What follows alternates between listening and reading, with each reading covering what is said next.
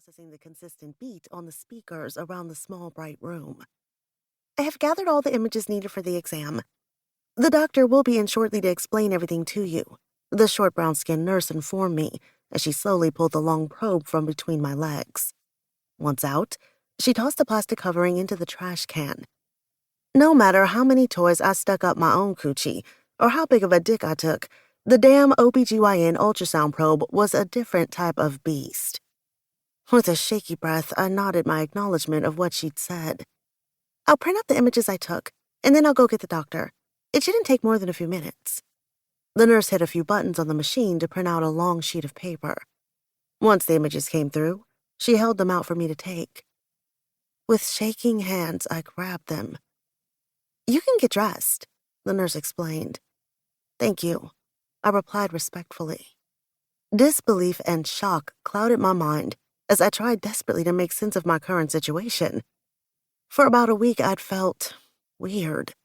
I'd wake up with headaches, cramps, and nausea. The symptoms usually would have warranted a trip to my primary care physician, but because I'd been sexually active, I decided to go to the OBGYN to make sure the symptoms weren't because of an STD. The nausea made it difficult at times to go into work. Being surrounded by all the smells of the oils would send me into the restroom to throw up the breakfast I'd only scarfed down mere minutes prior. As my eyes perused the 6 images of gray blobs, my eyebrows met in the center of my forehead. I know this isn't what I think it is. My heart pounded against my chest, feeling as though my ribs would crack from the erratic beating of my love organ. Left alone in the room, my eyes burned with salty tears as the contents of my stomach threatened to coat the pristine white-tiled floor of the examination room. I pulled my pants back on and reclaimed my seat atop the soft blue padded medical chair. I'd been so engrossed in my shock, I didn't know how much time had passed before I'd heard the light tapping on the door. The doctor's entrance willed the tears away. Good morning, Miss Samuels. My name is Dr. Cynthia Johnson. I will be taking care of you during this journey. It's nice to meet you, I replied with a voice foreign to my ears. I have had the chance to look over your ultrasound. As confirmed by your exam, you are pregnant. Dr. Cynthia's voice was kind as she delivered the news.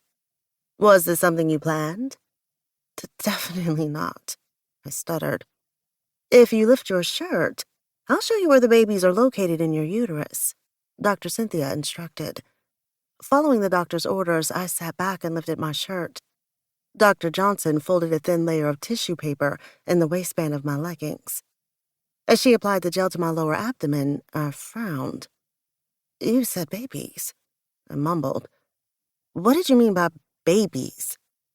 She pressed the ultrasound wand onto the spot where the gel was applied and moved around my lower abdomen for a few seconds.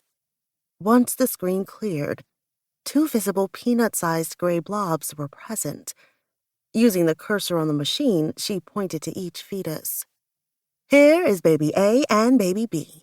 You're not far along enough to know the gender just yet, but from the measurements the nurse took. Dr. Johnson paused to read the note scribbled on a pink sticky note. You're around 12 weeks and 4 days into your pregnancy.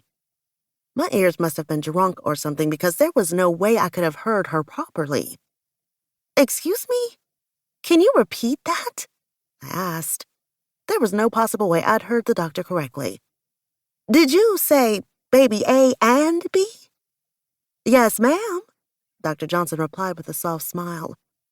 The more she smiled, the more nauseous I became. It was like the smile was taunting me. Give me one moment, and I'll let you hear the 2 distinct heartbeats of your babies. You may not have been able to decipher them when the nurse listened because of how in sync they are, but if you isolate the sounds, each beat is about 3 milliseconds different.